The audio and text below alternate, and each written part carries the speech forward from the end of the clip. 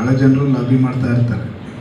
Cabinet ರಚನೆ ಆಗುವ ಸಂದರ್ಭದಲ್ಲಿ, ಖಾತೆಗಳ ಹಂಚಿಕೆ ಆಗುವ ಸಂದರ್ಭದಲ್ಲಿ ಎಲ್ರಿಗೂ ಬೇರೆ ಬೇರೆ ತುಡಿತಗಳಿರ್ತವೆ. ಆ ಕಾರಣಕ್ಕಾಗಿ ಅವರವರ ಹಿತಾಸಕ್ತಿಗೆ ತಕ್ಕ ಹಾಗೆ ಎಲ್ಲರೂ ಅದರ ಬೆನ್ನ ಹಿಂದೆ ಹೋಗ್ತಾ ಇರ್ತಾರೆ. ಆದರೆ ಇವರು ಯಾವತ್ತೂ ಕೂಡ ನಾನು ಸಚಿವನಾಗ್ತಿಂತ ಆದರೆ ಹಿಂದಿನ ದಿನ ಕೂಡ ನಾವು ಯಾರೋ ಒಬ್ಬರು ಕ್ಯಾಬಿನೆಟ್ ಸಚಿವರ PS ಹತ್ರ ಮಾತನಾಡ್ತಾರೆ, ಮೋಸ್ಟ್ಲಿ ನಮ್ಮ ವಿರೂಪಾಕ್ಷ ಅವ್ರ ಹತ್ರ.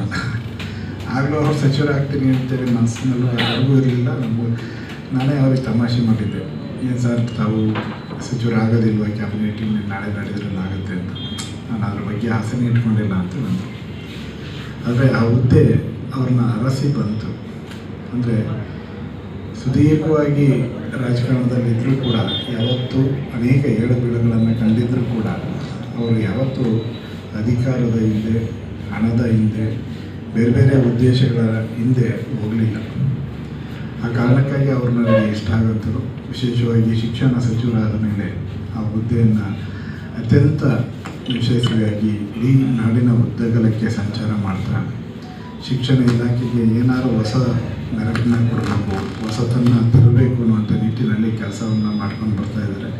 ಹಾಗಾಗಿ ಅವರಿಗೆ ದೇವರು ಇನ್ನಷ್ಟು ಆಯಸ್ಸನ್ನು, ಇನ್ನಷ್ಟು ಅವರಿಗೆ ಕ್ರಿಯಾಶೀಲತೆಯನ್ನು ಕೊಡಲಿ ಅಂತೇಳಿ ನಾನು ಇವತ್ತು ನಿರೀಕ್ಷೆ ಮಾಡ್ತೇನೆ.